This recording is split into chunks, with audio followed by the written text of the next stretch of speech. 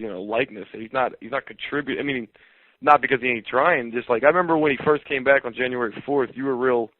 You who you've said many times you never were really a Bret Hart fan. You said his promo was awesome, and I tried explaining to you about how it was okay, but I mean he had so much to work with on that promo that it couldn't have been bad.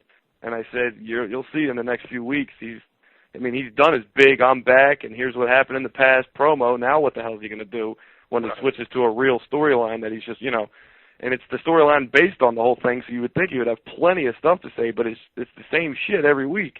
Yeah, not that, but actually, hold on, I just lost my fucking spot, Jesus.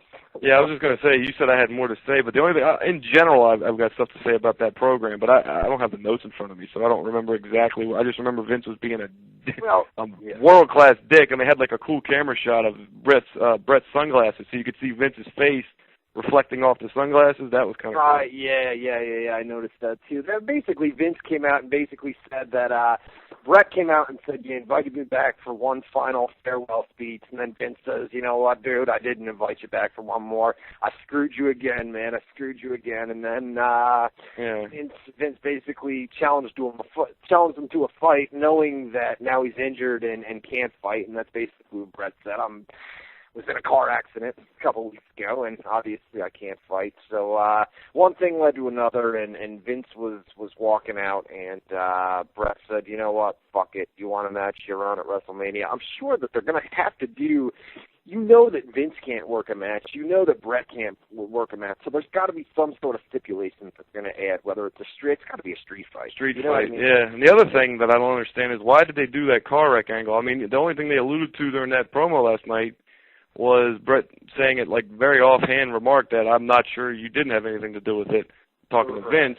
They haven't revealed who did it, why they did it, what's the significance of that thing. I mean, to me, the best I can tell is it's just a cheap explanation for why Brett will suck in the ring at WrestleMania. He's got a broken ankle, Is that's the only reason they did it? I mean, my God, it's pointless and it throws everybody off, Yeah, but you know what? That does make sense where the guy can't go out there and work a decent match. People know that already, though. I mean, they've explained in the storyline that he had a stroke and, The problem is, man, is you've seen the pops, and here's the thing. Whenever WWE comes to the Northeast, up here in New York, Pennsylvania, just up here, it's a more rowdier crowd. And I think more of these people up here, I think Bret Hart would get a huge pop if he came out and it was somewhere in the Northeast. But they've been in the South and they've been out West. It's just not. Yeah, he was never a WC. He's always a Northeastern guy. That huge pop, you know what I mean? That everybody saw.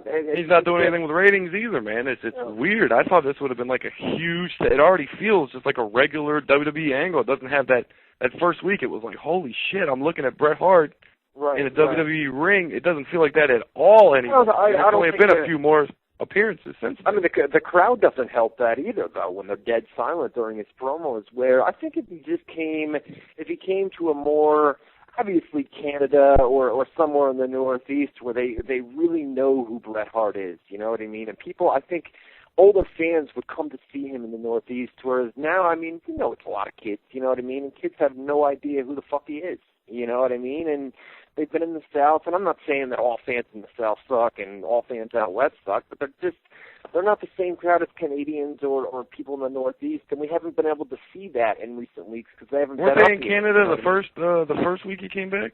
No, I don't think they've been in Canada since. No? No. Why did I think that? I thought they were in Canada the first week he was back, not in Montreal, or I think it was Calgary. No, I think he made his return in Des Moines, Iowa. Des Moines, Iowa. Yeah, I don't remember. You're good with venues. I never pay attention to that. No, they haven't been in Canada yet with him. You'd know if they. You'd know about the pop if he was in Canada.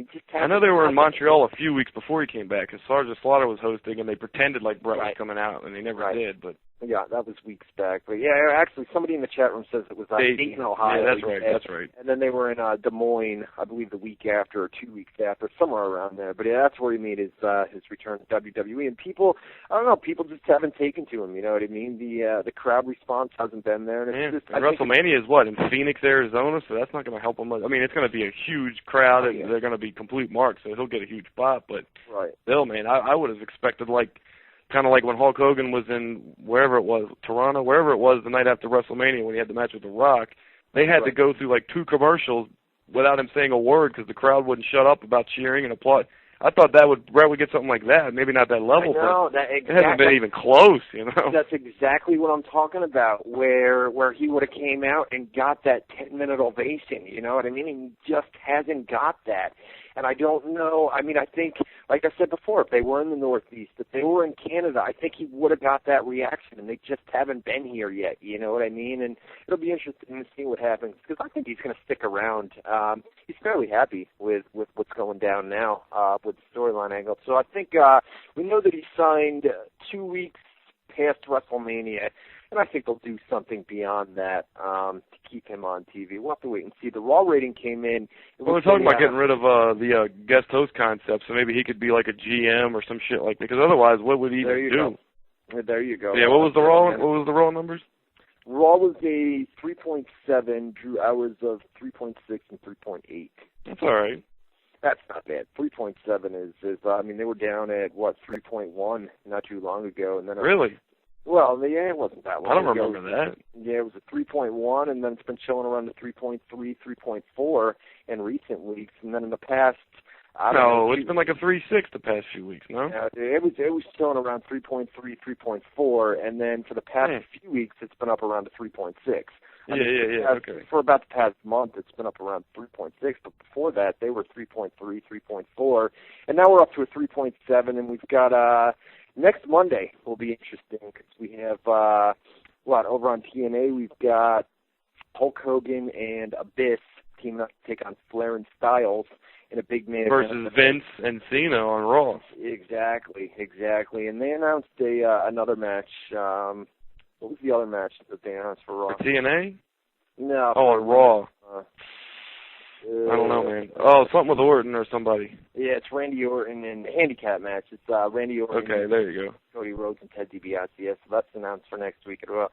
I put this in my post last night, man. To do a huge match like that, I mean, to have Vince McMahon versus John Cena, you think they don't care about TNA? You know what I mean? It's not even going to be a match, though. That's just something to advertise going into it. You know damn well it's going to be Batista run in, maybe Brett will make a save, something like that. But it'll be exactly. It'll be a Batista run in, and then Brett will come out and make the save, and then the slowest run in. It won't even be a run in. It'll be like a walker in or something, a crutch in. And then you end the show, and you've got Batista and Cena fighting on one side, and you've got Brett and Vince fighting on the other side. It's, I mean, I don't think they're going to keep them separated all the way until WrestleMania. You'll have like a beatdown. They've already got physical, so it wouldn't make a difference at this point. But just don't have any official matches, Yeah, we let's finish up Raw here. Then we're going to come back in hour number 2, and we're going to run down the releases and take some live phone calls as well. We may get out of here just a little bit early again tonight. We got to talk about sorry to cut you off. We got to talk about Next though too. That debuted right after we went off the air last week, and I hated it. But we can talk about that at some point. I got some exclusive stuff on that. I couldn't even finish it. Well, it was all right. I mean, I thought it was garbage, bro. I watched like the first thing with Daniel Bryan and The Miz backstage and all that, and then the first thing in the ring. After that, when I started seeing the profile stuff, I was just like, this is stupid. And I just turned it off. What? They're building up new talent, you know what I mean, with that profile stuff. And the cool thing about it, an exclusive bit here, is the deal with Matt Striker backstage is basically that stuff is shoot. Where he walks up, they shoot backstage to Matt Striker, and he can pick any talent, any one of the 8 or 10, however many there are, and he goes up to him and asks him the question. And Striker's role is to be that guy that's like a prick announcer where... Yeah, he was being a real dick to Daniel Bryan. I remember seeing what is it? Daniel Bryan, last week right after the thing went down. I remember he was being like an asshole and then Michael Cole has his whole beef with the internet now, started on Next, and it's weird. Right. I don't know. Well, they've told Stryker to approach these guys, ask them questions, and then right in the middle of when they're answering the questions, switch the topic. You know what I mean? Go to something else and basically try to fluster them on live TV and see how they react. Well, So, that, and also get them ready for like a live atmosphere because they're not exactly. used to that at this point. So Yeah, and it's live TV, and the deal with Stryker, like I said, is just to basically fuck with these guys backstage and try to get them flustered on live TV. And the way it comes across on TV is what you get. They're not going to edit it. That's the reality part. You know what I mean? my favorite thing is Daniel Bryan. I'm saying his name right. Bryan Danielson. Switch it around. Daniel Bryan. Right. They talk about how he's the internet sensation, internet legend, and then they even tell you go look him up and check it out his history, and you're going to be looking up the wrong name though. Like, how can they look up Daniel Bryan?